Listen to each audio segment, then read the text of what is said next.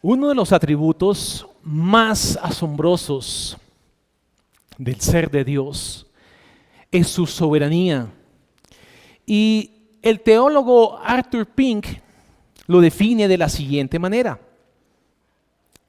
Decir que Dios es soberano es declarar que Él es altísimo, que Él es el Altísimo, quien hace todo conforme a su voluntad en las huestes de los cielos y entre los habitantes de la tierra, de modo que nadie puede detener su mano ni decirle, como decía en Daniel, ¿qué haces?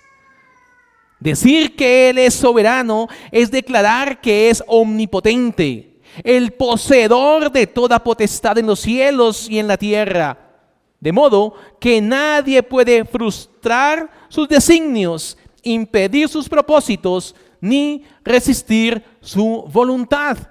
De esta manera, este teólogo define el atributo de la soberanía de Dios. Dios es el Señor sobre todas las circunstancias que ocurren en este mundo.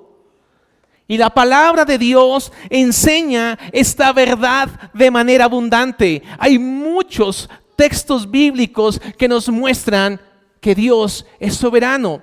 Y hay un texto en particular que lo describe claramente y está en Primera de Crónicas 29:11 y dice así el texto: tuya es, oh Jehová, la magnificencia y el poder, la gloria, la victoria y el honor, porque todas las cosas que están en los cielos y en la tierra son tuyas. Tuyo, Jehová, es el reino, tú eres excelso sobre todos.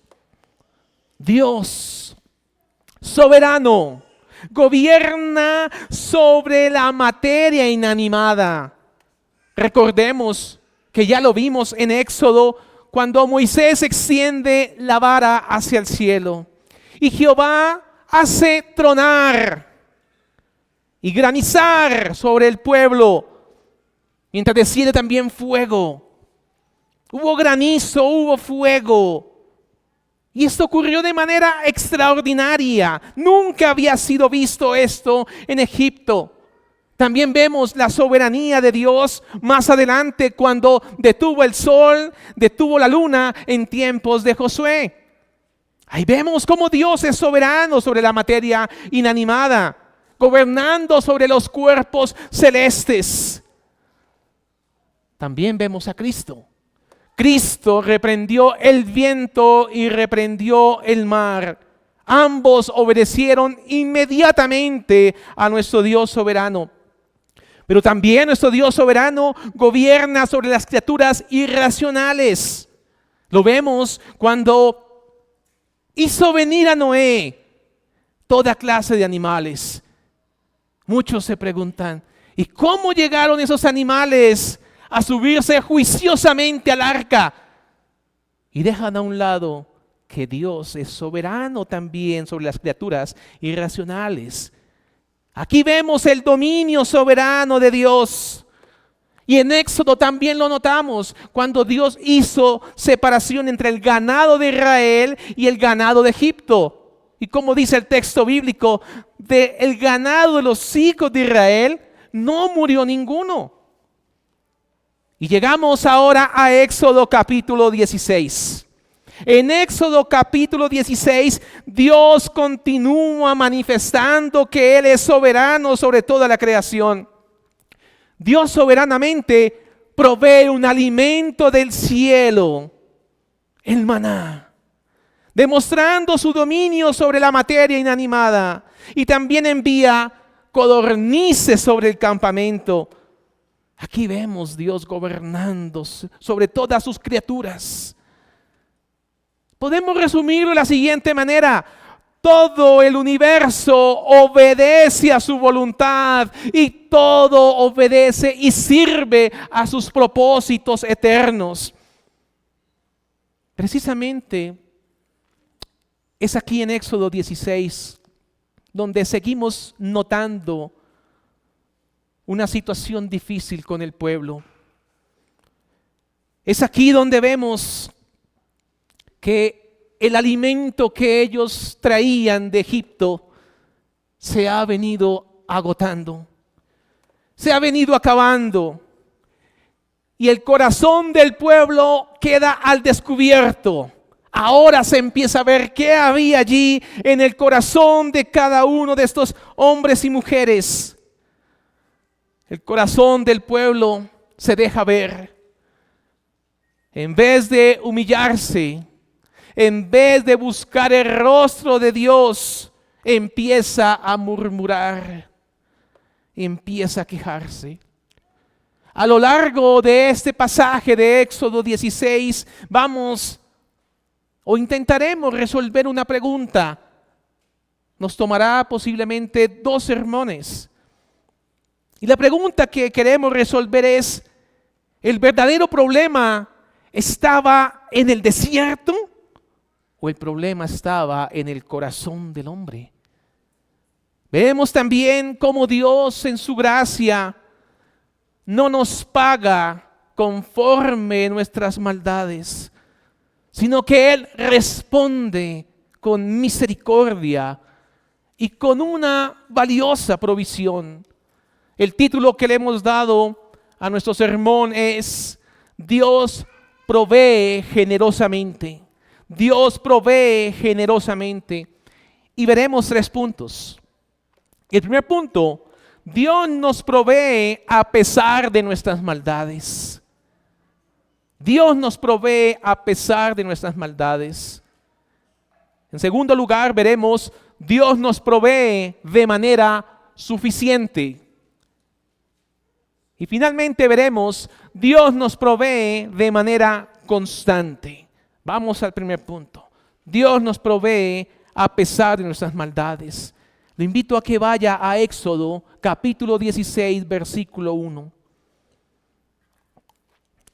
Dice así la palabra de Dios.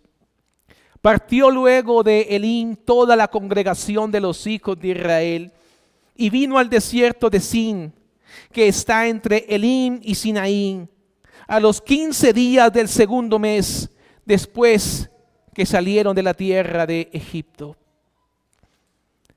Mis queridos hermanos, notamos que no pasó mucho tiempo antes de que Israel dejara atrás ese refrescante alivio. Ellos quedaron en un lugar de sombra, en un lugar donde habían abundantes pozos, unas hermosas palmeras en Elim. Allí quedamos. Pero los primeros versículos de este capítulo nos muestra cómo toda esta congregación empezó a partir hacia el desierto. Se empezaron a movilizar hacia el desierto de Sin. Es lo que nos muestra la palabra de Dios.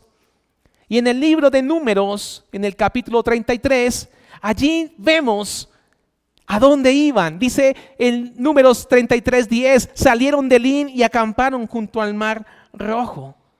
El libro de Números nos muestra las distintas etapas que tuvo que pasar el pueblo de Israel. Y muy probablemente ese lugar donde se encontraban era un lugar muy acogedor, pero permanecieron corto tiempo. Tal vez el propósito era contemplar nuevamente las aguas, aquellas aguas donde habían muerto sus enemigos, donde Dios había destruido sus enemigos para salvarlos.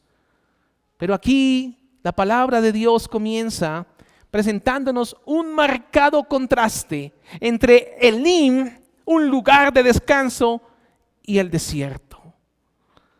Elim, aquel alivio, aquella sombra, aquel descanso, aquella provisión. El desierto, la muerte, la privación. Un lugar donde solamente queda depender absolutamente de Dios. Aislarse al desierto era una obligación porque Dios había dicho que tendrían que ir hasta Sinaí. Tenían que sí o sí partir hasta allá. Y aquí, ¿qué vemos con claridad? Vemos el corazón de Moisés. ¿Cómo era el corazón de Moisés? Moisés estaba decidido en obedecer a Dios. Iba a guiar a una multitud que más o menos eran 2 millones de personas. 2 millones de personas que iban a caminar a un lugar inhóspito, a un lugar donde solamente deben depender del Señor. Pero Moisés no era ignorante, porque Moisés también vivió en el desierto. Él sabe qué se padece en el desierto. Él conoce las dificultades de caminar y vivir en el desierto, pues él había vivido 40 años en el desierto. Él sabía que no era nada fácil, no era una tarea fácil. Sabía perfectamente que solamente un milagro de Dios, solamente una obra sobrenatural de Dios iba a poder permitir que su pueblo se pueda sostener en el desierto. Él sabía con claridad que si la provisión de Dios no estaba con él, en el desierto sería todo un desastre. Pero él estaba convencido de Dios. Y aquí observamos esta fe extraordinaria del siervo de Dios.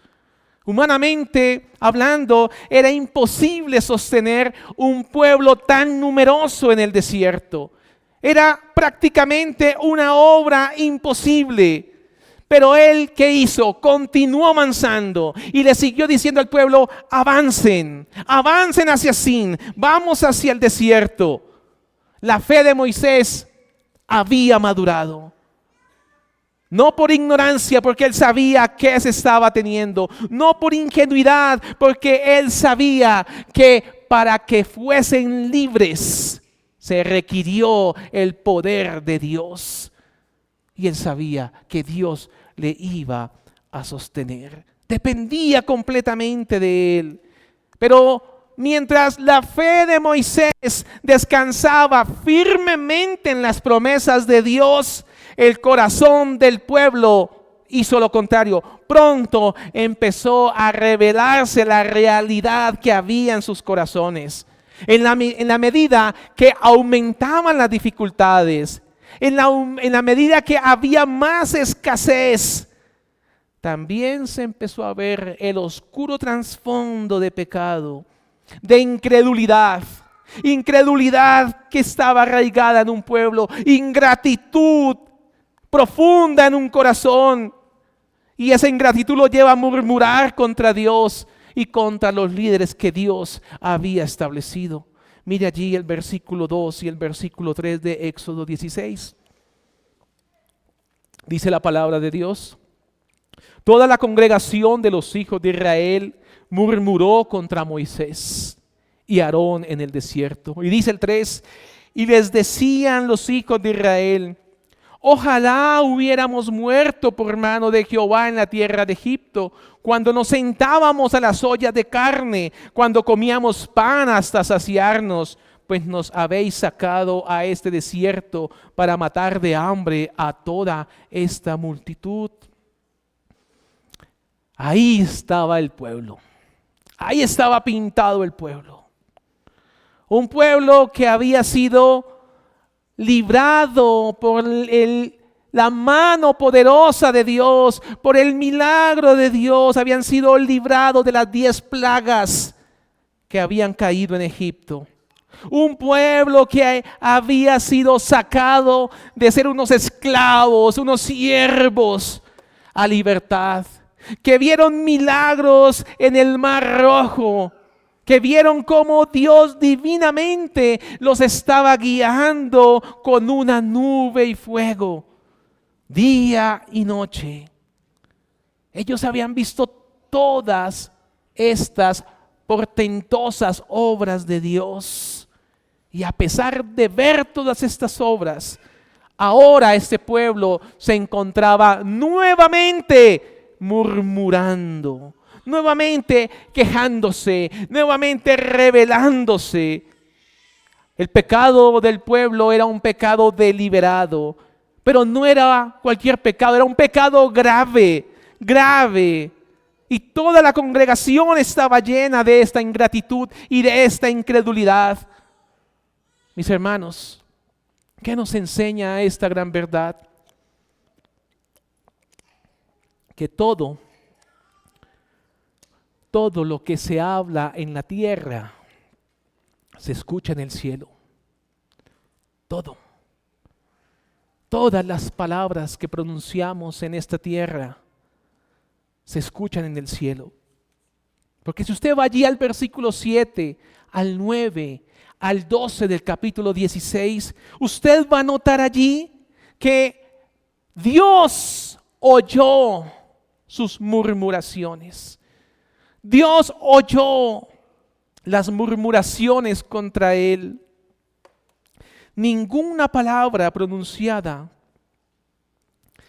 delante de los hombres desaparece delante de Dios. Dios las escucha. Así como Dios escucha la oración de un pueblo, así como Dios oye el clamor de un pueblo, Él también oye cuando ese pueblo se queja, cuando ese pueblo murmura. Esas conversaciones ocultas que pareciera que nadie se da cuenta, que nadie las escucha, Dios las oye.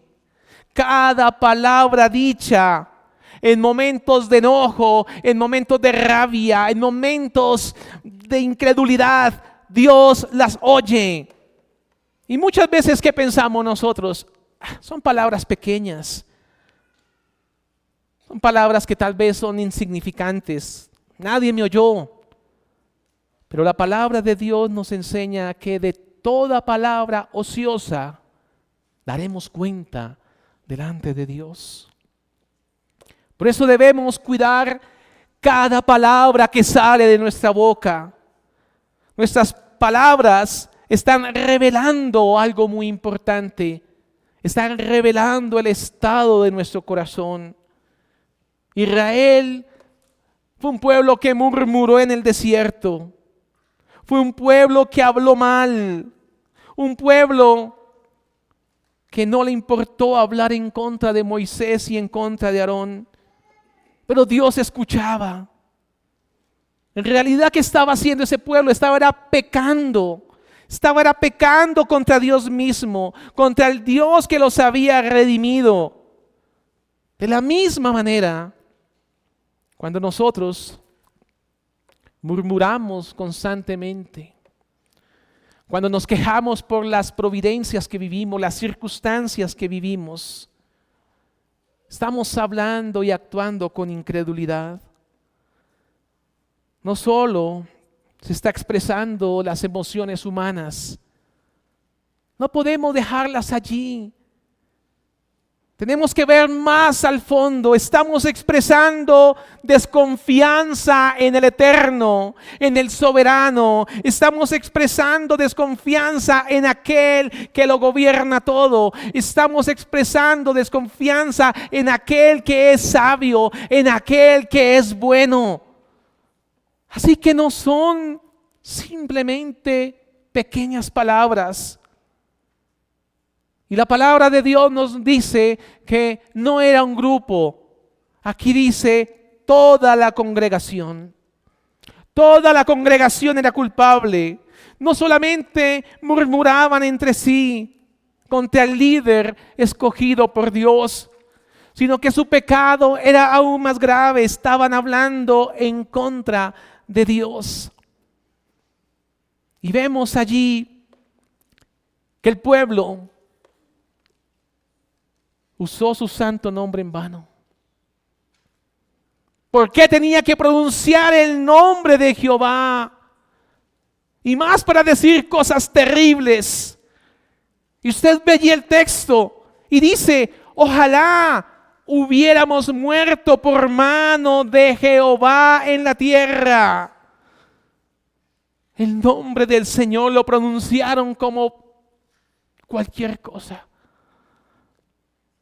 Aquí vemos que era un pueblo que era insubordinado. No se sometía realmente a Dios. Era un pueblo irreflexible. Era un pueblo mentiroso. Era un pueblo lleno de maldad. ¿Cómo va a mentir de esa manera tan descarada?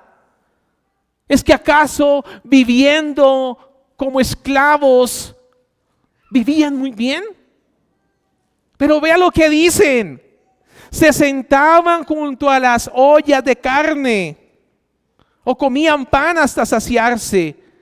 ¿Ustedes creen que realmente este pueblo, siendo un pueblo esclavo, tenían las ollas llenas de carne, llenas de banquetes, llenas de los manjares de Egipto? No. Eso no se lo cree nadie, pero ellos lo pronunciaron así. Eran irreflexivos, mentían. Pero su incredulidad no quedaba allí. Dice, nos habéis sacado a este desierto para matar de hambre a toda esta multitud. ¡Qué gran mentira! Dios había prometido que este pueblo adoraría en el Sinaí. Así que ese pueblo no iba a morir en el desierto. Ese pueblo no iba a morir. Pero ellos se atrevieron a decir eso. Fue el Señor y no simplemente Moisés quien los sacó de ser esclavos. Dice, nos habéis sacado de este desierto para matar de hambre a toda esta multitud. Un imposible. Era un imposible. Porque Dios no miente. Y Dios dijo que iban a adorar allí. Y en Éxodo 3:12 dice, y él respondió, ve porque yo estaré contigo, y esto te será por señal de que yo te he enviado. Cuando hayas sacado de Egipto al pueblo, serviréis a Dios sobre este monte. Y allí él estaba, era en el Sinaí. Dios es Señor sobre todas las circunstancias.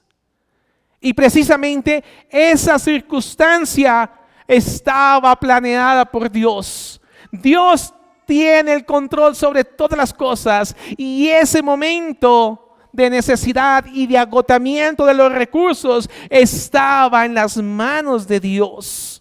Dios es el Señor sobre todas las circunstancias. Y es precisamente aquí en este momento tan duro que el corazón del pueblo no se pudo esconder. Este alimento se acabó, pero este pueblo no buscó el rostro de Dios. Este pueblo prefirió quejarse. Este pueblo vivió la prueba y la dificultad, donde verdaderamente se iba a ver de qué estaba hecho, cuál era la condición de su corazón. Pero no confió en Dios.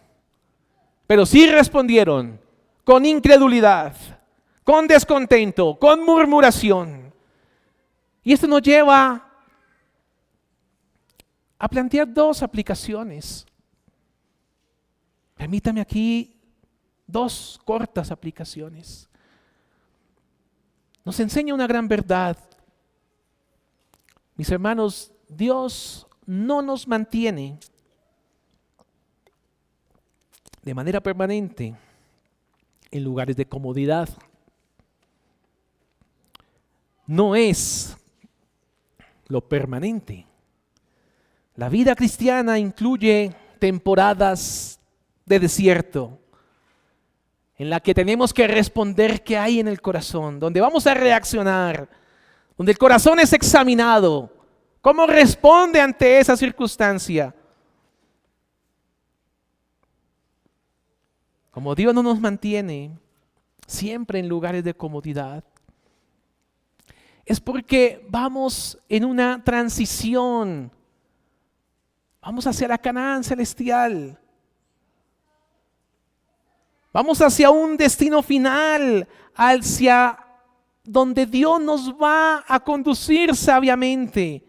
Pero en el entretanto, mientras vamos a ese propósito eterno, nuestros corazones van a ser moldeados por Dios, disciplinados, Como un padre disciplina y enseña a sus hijos. Así que no podemos perder de vista que Dios no nos mantiene permanentemente en lugares cómodos. Y permítame otra aplicación que es la continuidad de esta.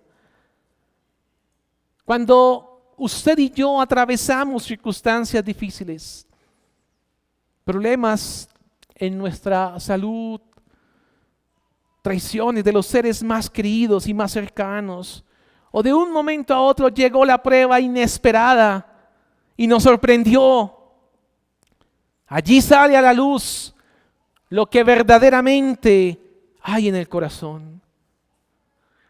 El creyente que solamente, no podría yo decir que es creyente, el profesante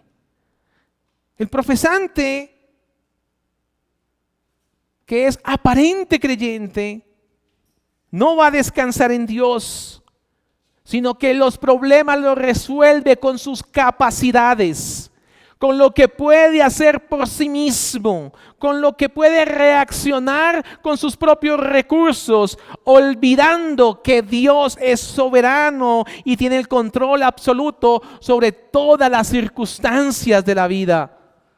Pero en cambio, quien realmente ha creído, quien realmente confía en Dios, continúa avanzando en medio de la circunstancia, en medio de la dificultad, pero en obediencia, buscando el rostro de Dios, buscando el favor de Dios, confiando en que Él dará la gracia para salir de la prueba, para salir de la situación difícil, y confiando en que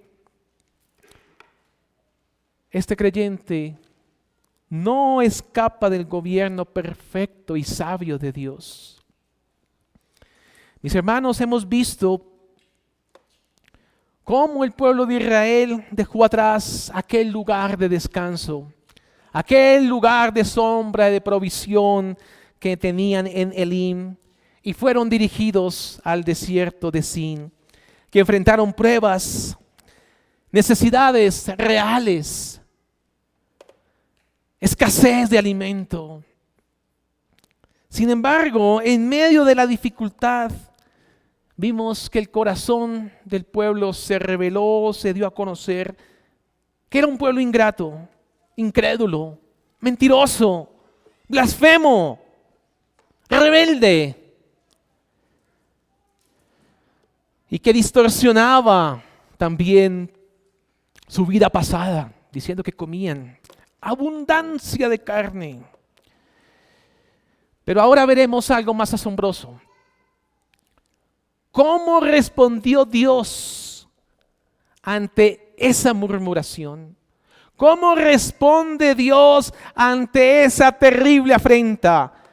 Vamos al segundo punto. Dios provee de manera suficiente. Vemos ahora la manifestación visible del carácter misericordioso de Dios. Miremos el versículo 4 y 5. Y aquí vamos a notar cuál fue la respuesta del Señor. Cómo el Señor respondió ante tal afrenta, ante tal estallido de incredulidad y de maldad y de rebelión de un pueblo contra Él. Cómo Dios ha respondido ante ese pecado.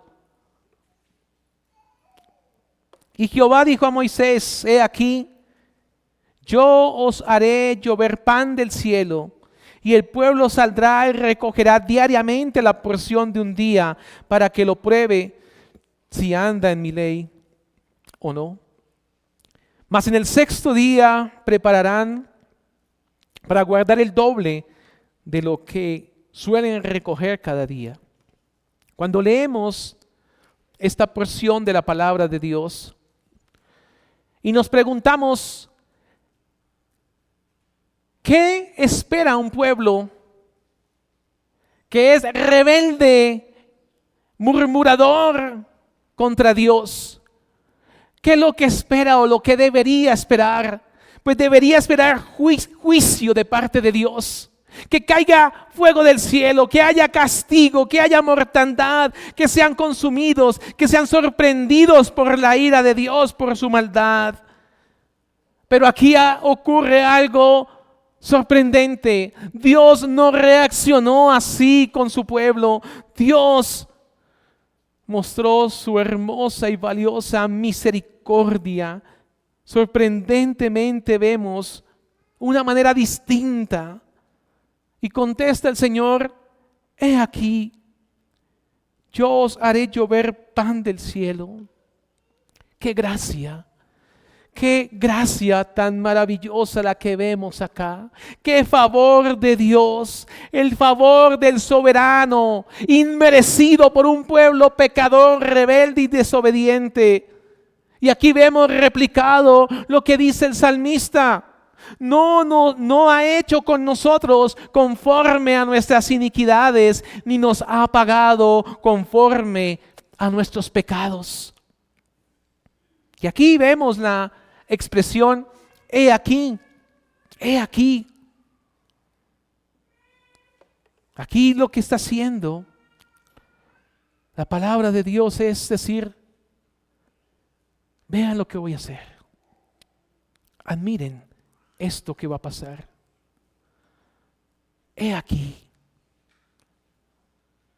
Vemos algo asombroso que solamente proviene de Dios. Haré llover pan del cielo sobre un pueblo ingrato. Enviaré pan del cielo sobre un pueblo murmurador. Haré llover pan del cielo a un pueblo rebelde. Aquí vemos un contraste muy marcado. Vemos un Dios paciente.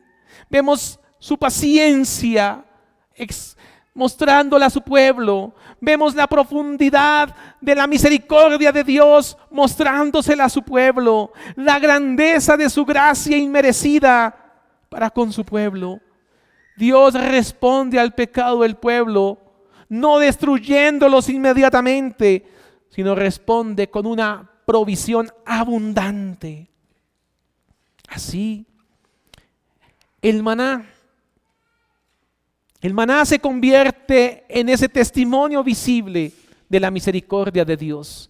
El maná se convierte en ese testimonio visible de que Dios es fiel con su pueblo.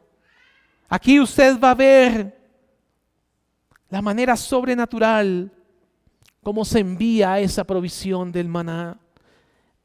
Mira allí en Éxodo 16, versículo 16. Y dice así el texto bíblico: esto es lo que Jehová ha mandado. Recoged de él cada uno según lo que pudiere comer. Un gomer por cabeza, conforme al número de vuestras personas. Tomaréis cada uno para los que están en su tienda. Dicen los expertos que una estimación razonada es la siguiente: los israelitas que salieron de Egipto eran aproximadamente 2.000 millones de personas. 2 millones de personas. 2 millones de personas. La escritura menciona que había más o menos 600,000 hombres aptos para la guerra. Entonces, más o menos, unos hablan de 2 millones, otros hablan de 2 millones y medio. Pero vámonos por la de abajo, 2 millones de personas. Cada persona debía coger un gomer de maná. El gomer de maná equivalía aproximadamente a 2 litros. Eso significa que una provisión para el pueblo tendría que ser gigantesca. Dicen que cerca de 9 millones de libras de maná cada día, lo que equivale aproximadamente a 4.500 toneladas. Israel recogía más de 1 millón de toneladas de maná al año. Al año.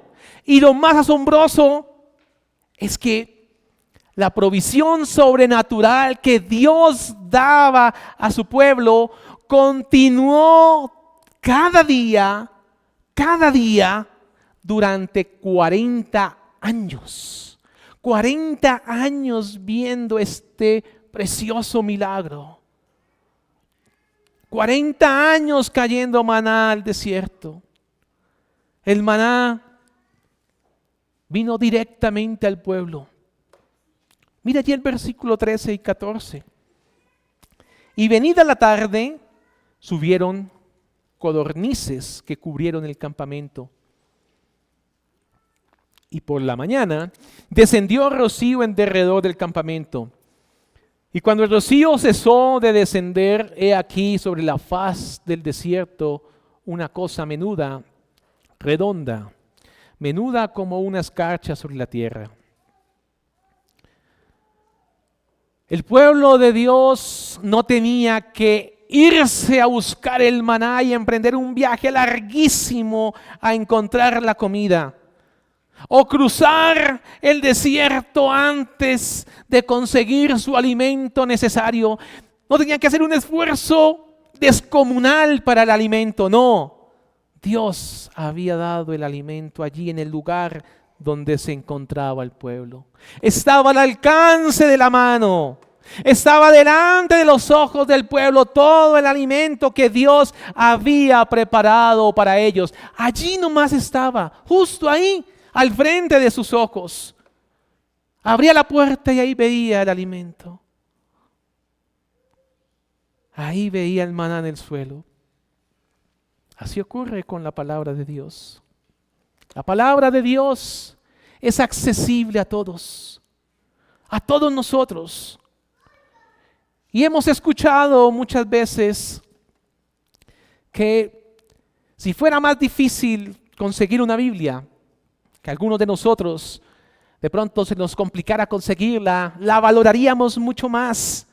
Si tuviésemos muy pocas Biblias en el mundo y nos tocara hacer un esfuerzo magnífico de pasar el océano, reunir todos nuestros recursos para comprar una Biblia, valoraríamos más la palabra de Dios.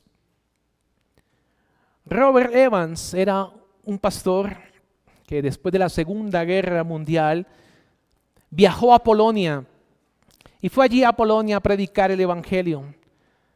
Personas consternadas necesitaban del Evangelio y la palabra de Dios.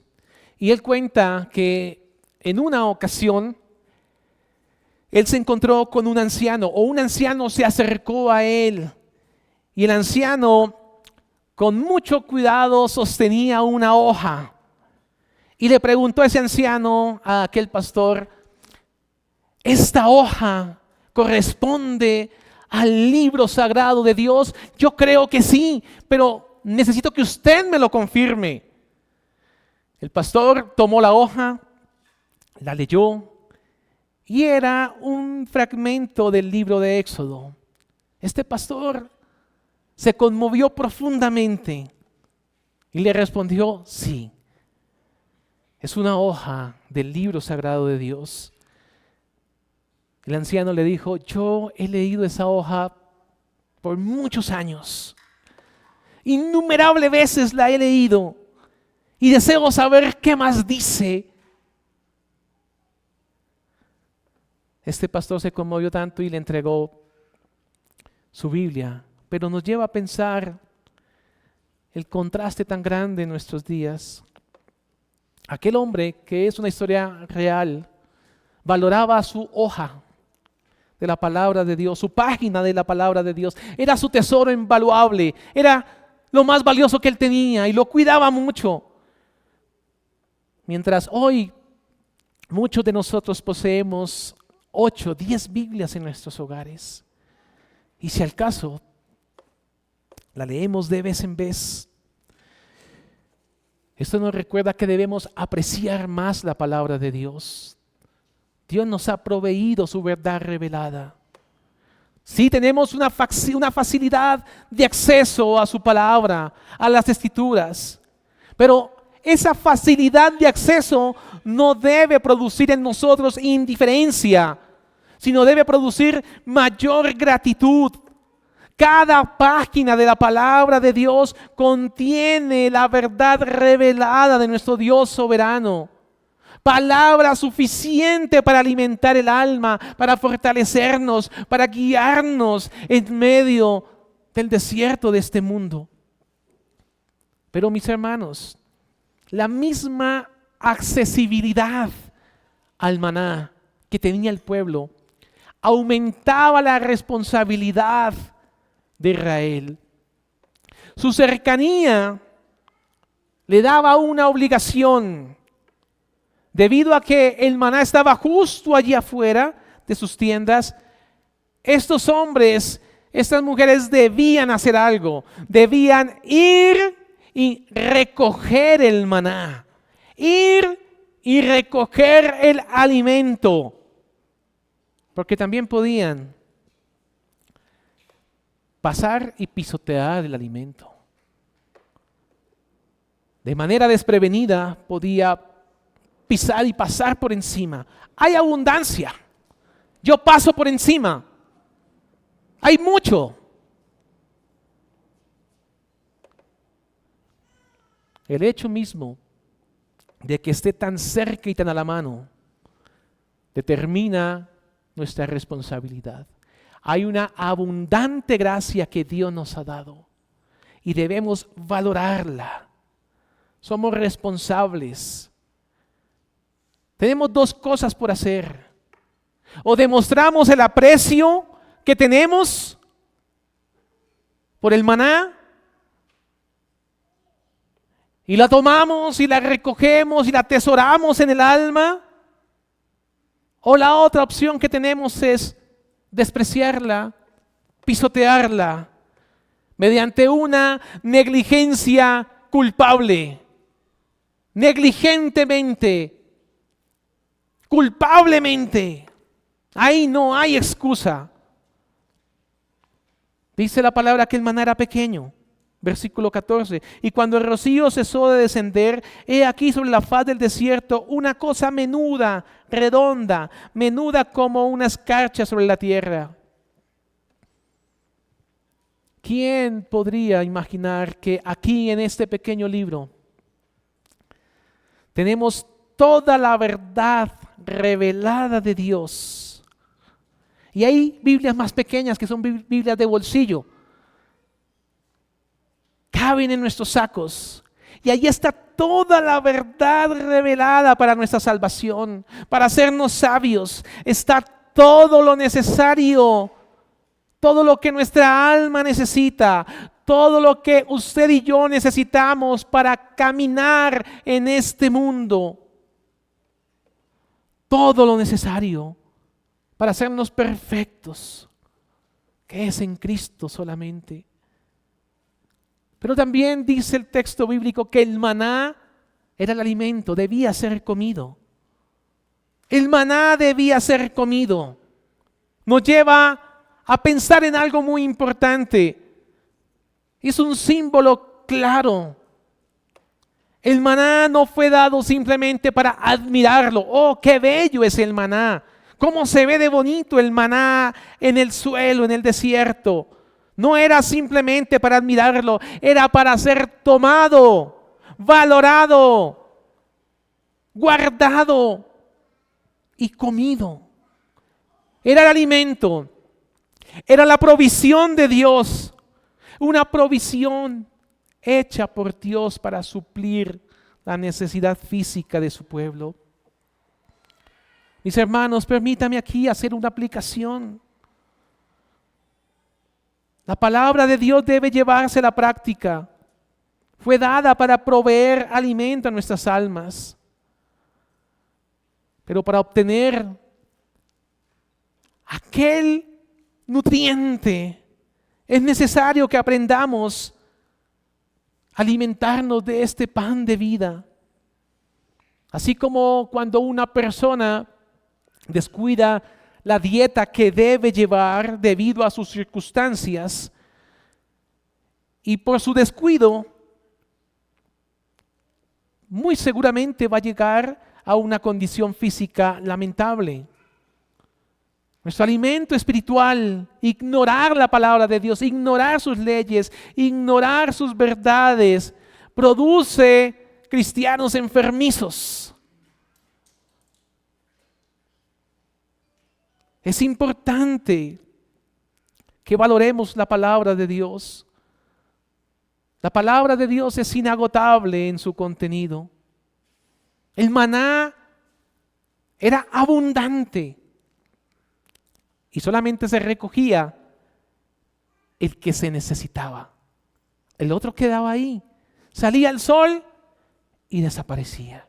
Pero había abundante maná, abundante alimento del cielo. La palabra de Dios es igual, es inagotable. En ella hay suficiente para el pueblo, suficiente para todas las edades, suficiente para todas las personas. Hay mucho más en la palabra de Dios de lo que jamás usted y yo podríamos asimilar. Hay mucho más. El más erudito se sigue alimentando de la palabra. Hay abundante, es inagotable su riqueza. ¿Qué debo hacer? Apropiarme de ella. ¿Y para qué? Para la necesidad de mi alma, porque la necesito. Muchos hijos de Dios en muchas ocasiones somos gravemente culpables aquí en esto. No hemos aprendido a usar nuestros dientes espirituales. No hemos aprendido a usar los dientes espirituales, a masticar la palabra de Dios.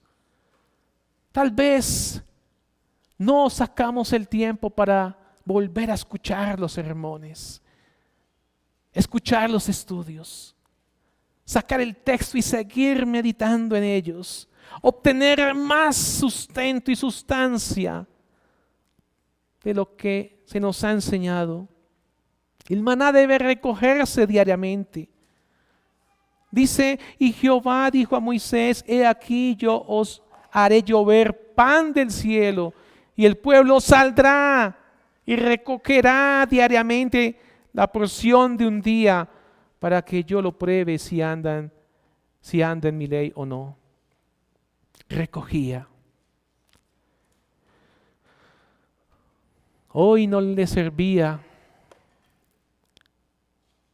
lo que iba a comer mañana. Cada día. Recogía hoy, para hoy. Cada día debía obtener su provisión. Cada día debía llegar, coger y comer.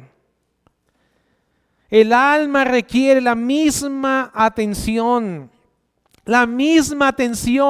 que requiere su cuerpo. Usted cada día va a comer, cada día busca su desayuno, su almuerzo, su cena. Cada día usted debe buscar el pan del cielo. Y asimismo serán los resultados en su cuerpo, en su alma. Tal cual serán, como sea su dieta.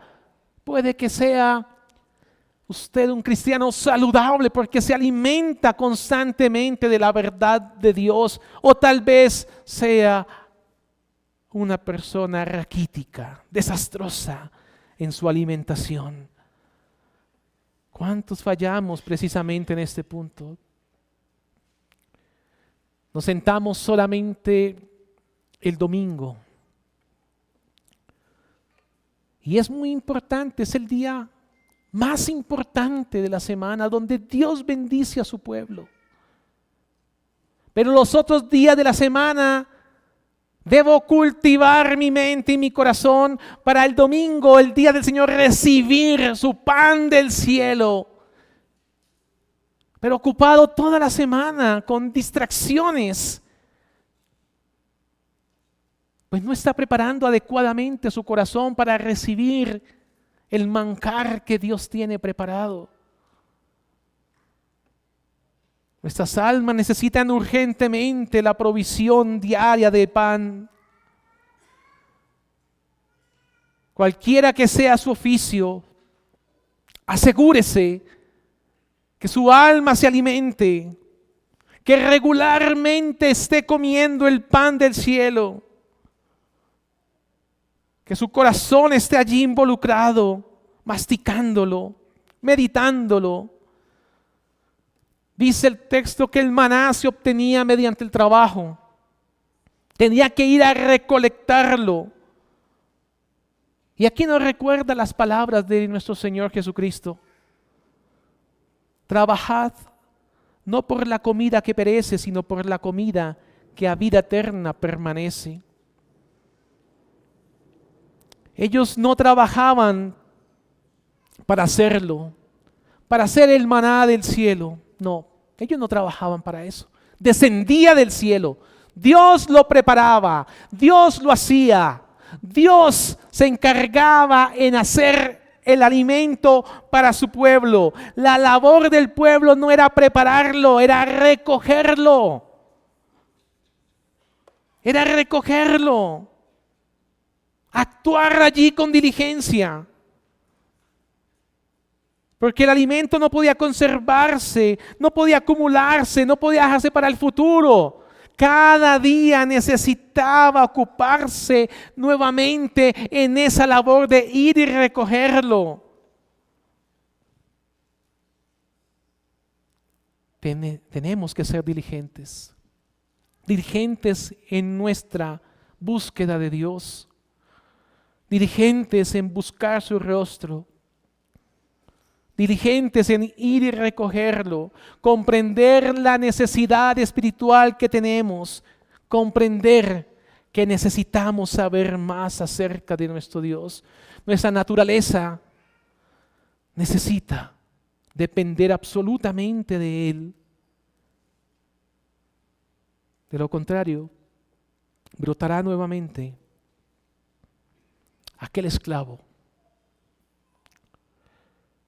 Busquémoslo a Él con todo el corazón. Seamos prudentes en escuchar su voz. Busquémoslo a Él como buscar un tesoro. Escudriñemos en su verdad. Atendamos su voz con temor. Porque Él da sabiduría a quien lo busca. ¿Y el maná cómo se recogía? El maná no salía en los árboles. El maná se recogía inclinándose. Así se recoge el maná. No crecían los árboles allí. No era un desierto lleno de árboles. Un desierto. Allí caía el maná. Para obtenerlo tendría que ponerse ese israelita de rodillas. Esto no requiere mucha explicación. Su significado simbólico es muy claro. Se requiere diligencia en nuestra parte, apropiarnos de la palabra de Dios, buscándolo de rodillas, inclinando nuestro corazón delante de su presencia. Buscando dependencia completa de Dios. El autor de su palabra santa debe ser buscado de rodillas. Dice el salmista, abre mis ojos y miraré las maravillas de tu ley. Y el versículo 19 dice, y les dijo Moisés, ninguno deje nada de ello para mañana. Mis hermanos, lo que se recoge se debe usar. Todo lo que se recoge del maná se debe utilizar. Ninguno deje para mañana. No debemos almacenarlos y guardarlos, no. Si recibimos una verdad de parte del Señor en su palabra, debemos usarla. Debemos aprovecharla. Debemos darle gracias al Señor. Querido amigo, amiga, toda la Escritura, toda la palabra de Dios apunta a Cristo. El maná que descendió del cielo y cayó al desierto era solamente una sombra del verdadero pan del cielo. El pan que iba a venir a darnos vida, Jesucristo. Por eso el mismo Señor Jesús dijo: yo soy el pan de vida, el que a mí viene nunca tendrá hambre, y el que en mí cree no tendrá sed jamás.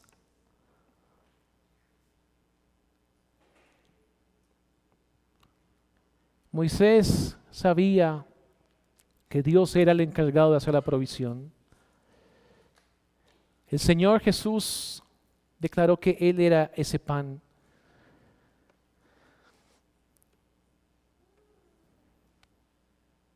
Usted ya escuchó el mensaje.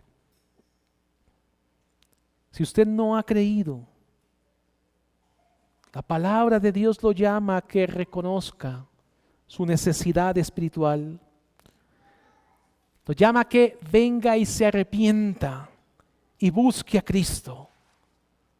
Búsquelo con todo su corazón.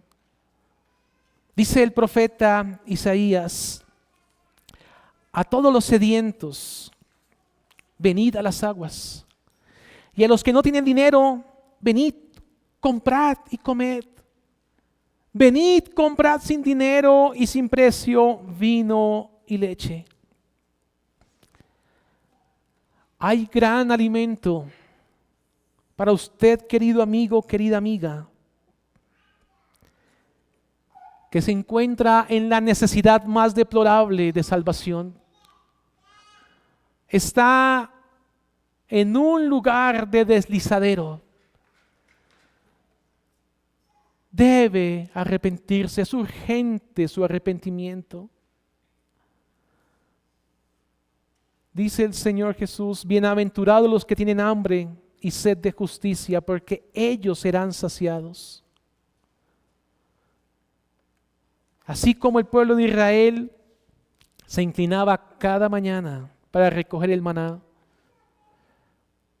también usted debe venir humildemente a Cristo y humillarse delante de Él, arrepintiéndose de su vida de pecado, creyendo en Él con todo su ser. Todo aquel que ha despreciado este alimento de la palabra de Dios y ha vivido confiado solamente en sus capacidades, en sus recursos, está pisoteando el pan que vino del cielo. Al usted confiar en usted mismo y en sus capacidades, está pisoteando el pan que viene del cielo mediante la incredulidad de su corazón. Arrepiéntase. Arrepiéntase mientras tiene vida. El pan es abundante, la riqueza es abundante, es asequible. Hay abundancia de gracia en Cristo para perdonar. Él perdona a todo aquel que se acerca sinceramente a Él y confiesa que es un pecador necesitado de su gracia. Él dice que Él no lo echa fuera, que Él lo recibe. Hay abundante gracia en Cristo. El Señor hoy sigue invitando a los hombres y mujeres hambrientos, vacíos, para que encuentren en Cristo la vida, el perdón y la satisfacción eterna que solamente podemos tener en Cristo. Y cierro con esto. Cuando vivamos en tiempos de descanso, en tiempos de abundancia, En tiempos de provisión, demos gloria a Dios por su providencia. Pero cuando también seamos conducidos al desierto de Sin, enfrentando pruebas, dificultades, necesidades, que nos sorprendan cosas que no teníamos en mente, allí permanezcamos buscando el rostro de Dios con fe, siendo agradecidos por lo que Dios permite. Tengamos plena seguridad de que Dios es soberano, tiene el control absoluto sobre todas las circunstancias y Él cumplirá fielmente sus promesas y Él llevará a su pueblo a la ciudad celestial que nos ha sido prometida. Oremos. Padre celestial, te damos gracias por tu palabra. Gracias, Padre, porque tú nos alimentas con tu verdad. Tu pueblo es alimentado, Señor, con tus palabras de vida. Gracias. Gracias porque no hay circunstancia en la que tú no gobiernes. Todas en verdad son sostenidas por tu mano misericordiosa. Y sabemos que tú eres Dios de misericordia. No nos pagas conforme nuestras maldades. Gracias por hablarnos. Gracias por entregarnos esta valiosa verdad. Gracias por la obra de Cristo, por este maná, por este pan del cielo, por este alimento que da vida a nuestra alma. Gracias, Padre. Oramos por aquellos que no te conocen y que son necesitados, hambrientos, sedientos del alimento celestial. Quieras tú conducirlos al arrepentimiento por tu obra sobrenatural, así como este maná sobrenaturalmente fue entregado a tu pueblo. Sabemos que asimismo sobrenaturalmente cada piedra viva es incorporada a tu iglesia por medio de una obra que solo tú puedes hacer. Oramos para que los oídos sean abiertos y para que tu palabra dé el fruto. Te damos a ti la gloria, Padre. Lo pedimos todo en los méritos de tu Hijo Jesucristo y para tu gloria. Amén.